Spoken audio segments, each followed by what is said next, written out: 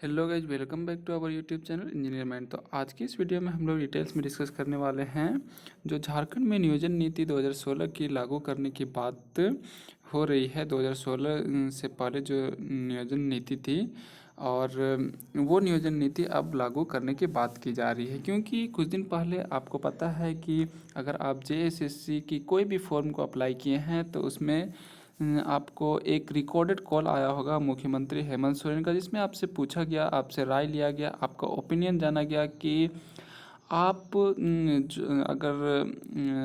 आपसे ये पूछा गया कि अगर आप चाहते हैं तो हम 2016 का जो नियोजन नीति था उसको लागू करके पूरी नियुक्ति प्रक्रिया को प्रोसेस को स्टार्ट कर दें, या फिर आप क्या चाहते हैं कि 27% ओबीसी का और एससी एसटी का जो भी रिजर्वेशन क्राइटेरिया इंक्रीज किया गया है परसेंटेज, तो उसको लागू करके और 1932 खतियान आधारित नियोजन नीति बनाया जाए, या फिर 2016 के लागू किया। तो बहुत से लोगों ने इसमें हिस्सा लिया और बहुत से लोगों को कॉल भी आया, तो अपना ओपिनियन हर किसी ने अपने अकॉर्डिंग बतलाया।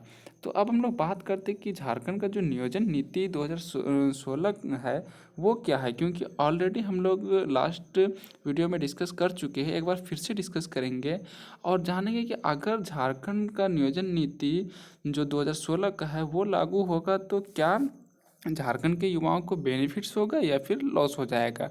क्योंकि बात जो 60-40 की चल रही है तो बहुत सारे कन्फ्यूजन्स और मीडिया में बहुत सारा र्यूमर्स फैलाया जा रहा है कि ओपन हो जाएगा, लेकिन इसमें मैंने एक बार बतलाया भी था लास्ट वीडियो में कि 2016 का जो नियोजन नीति है उसमें कुछ अमेंडमेंट करेगी। तो क्या अमेंडमेंट करेगी इसके रिगार्डिंग हम लोग डिटेल्स में डिस्कस करेंगे और जानेंगे एक एक करके सारे पॉइंट्स कि जनरल कैटेगरी वालों के लिए क्या रहेगा क्राइटेरिया और रिजर्वेशन कैटेगरी वालों के लिए क्या रहेगा क्राइटेरिया। तो आपसे रिक्वेस्ट है कि हम लोग डिटेल्स में डिस्कस करेंगे। इससे पहले आपने चैनल को सब्सक्राइब नहीं किया है तो चैनल को सब्सक्राइब कर लो, वीडियो अच्छा लगे तो लाइक कर दो और शेयर कर दो, ताकि इंजीनियरिंग जॉब से रिलेटेड जितनी भी जॉब अपडेट्स हो और सिलेबस जितनी भी हो इंजीनियरिंग मटेरियल के, वो सब आपका आसानी से कवर हो सके। तो सबसे पहले आपको बता दें कि झारखंड का नियोजन नीति 2016 जो था जो है, तो वो ये है कि आपको बता दें कि 49.5% ऑल रिजर्वेशन कैटेगरी में रिजर्व किया गया था। जैसे अगर 100 वैकेंसीज है 100 पोस्ट पे, तो उसमें 50 अप्रॉक्स वैकेंसी जो है वो रिजर्वेशन कैटेगरी के लिए है, एससी एसटी ओबीसी के लिए। और ये 2016 का। और इसके बाद बाकी जो 55.5% था वो किसके लिए था, वो ओपन फॉर ऑल कैटेगरी के लिए था। मीन्स कोई भी उसमें अप्लाई कर सकता है, मीन्स बोल सकते हैं अनरिजर्व कैटेगरी या जनरल कैटेगरी के लिए। तो इसमें क्या था कि बाद में फिर 2017 या 18 में फिर से, हाँ 2018 में फिर से 10% ईडब्ल्यूएस का रिजर्वेशन लागू कर दिया गया सेंट्रल गवर्नमेंट के द्वारा।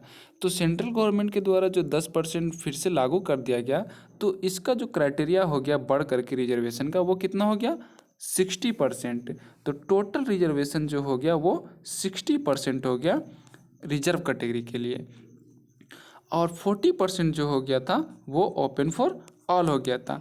तो ये 2016 का नियोजन नीति नहीं था 60-40, ये जो नियोजन नीति है ये 2018 से लागू किया गया था जो सेंट्रल गवर्नमेंट में। तो 2016 का नियोजन नीति जो है वो 50-50 आप बोल सकते कि 50% रिजर्व कैटेगरी के लिए था और 50% ओपन फॉर ऑल था। सारे स्टेट के कैंडिडेट्स इसमें अप्लाई कर सकते थे। जैसा कि आप लोगों ने लास्ट टाइम देखा होगा जेएसएससी जेई की एग्ज़ाम हुई थी, तो 2013 या 14-15 के आसपास में हुआ था।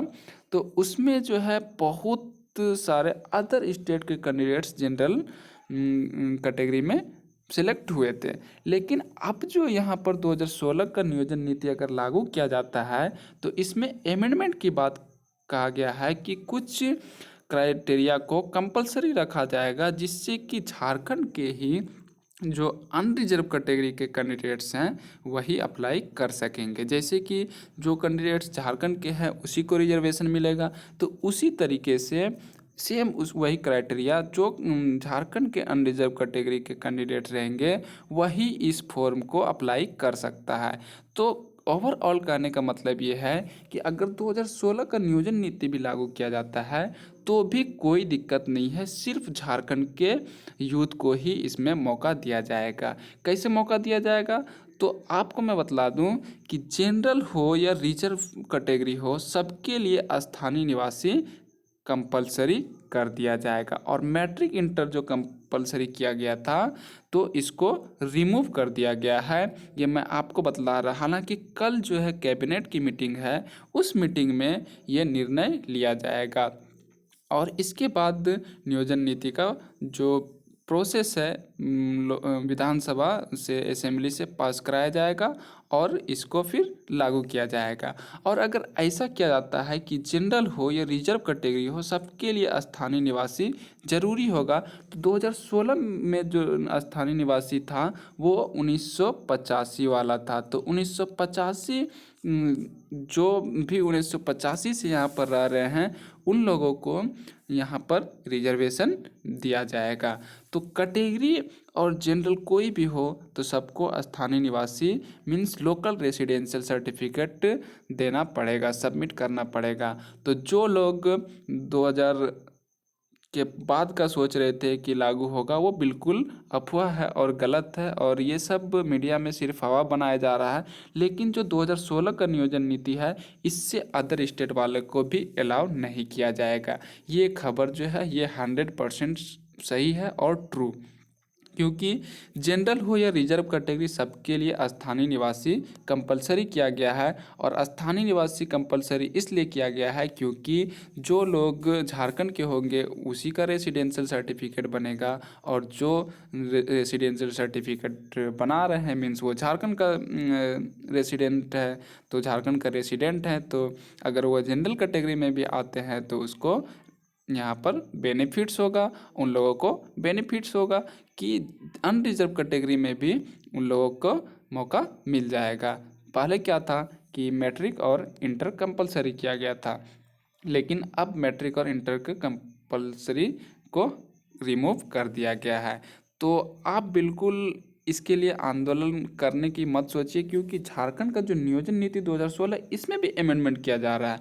जनरल हो या रिजर्व कैटेगरी हो, आप रेसिडेंशियल सर्टिफिकेट दीजिए तब आप यहाँ पर अप्लाई कर सकते हैं। तो अदर स्टेट वाले कैसे यहाँ पर एलिजिबल होंगे? आप ही सोच सकते हैं कि अगर यहाँ पर ये सिर्फ बोल दिया जाता है कि जनरल कैटेगरी में कुछ भी सर्टिफिकेट नहीं देना है, बस आप कहीं से भी अप्लाई कर सकते, तब आंदोलन करने की ज़रूरत थी कि नहीं झारखंड के कैंडिडेट्स को इसमें लॉस होगा जो जनरल कैटेगरी के हैं, और ऑब्वियसली जो रिजर्व कैटेगरी के हैं रिजर्वेशन में आते हैं उन लोगों को भी लॉस होगा, क्योंकि वो जनरल कैटेगरी में सिलेक्ट नहीं हो पाते, वो कैटेगरी में ही रह जाते। तो ऐसे क्या होगा कि जनरल कैटेगरी में भी कैटेगरी जो रिजर्व कैटेगरी के कैंडिडेट्स हैं वो भी अगर उतना मार्क्स लाते हैं, कट ऑफ कम रहेगा, तो ऑब्वियसली ये जनरल कैटेगरी में शिफ्ट हो जाएंगे।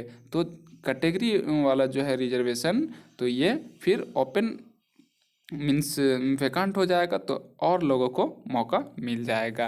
तो अब यहाँ पर एक और इम्पॉर्टेंट बात आपको समझा दें कि जनरल कैटेगरी या रिजर्वेशन कैटेगरी जो भी होगा सबको रेसिडेंशियल सर्टिफिकेट बनाना होगा और सबमिट करना होगा, तभी आप इस फॉर्म को अप्लाई कर पाएंगे।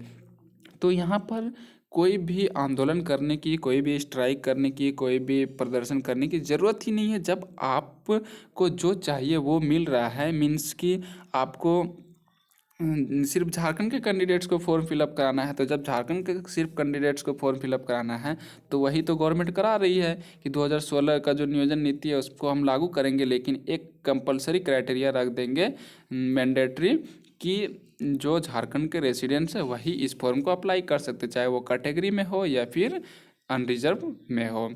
तो ये एक अच्छा रूल्स मीन्स बोल सकते हैं नियोजन नीति बनाया जा रहा है। तो उम्मीद है आपका सारा डाउट क्लियर हो गया होगा, और मीडिया में जो भी चल रहा है वो बिल्कुल गलत चल रहा है।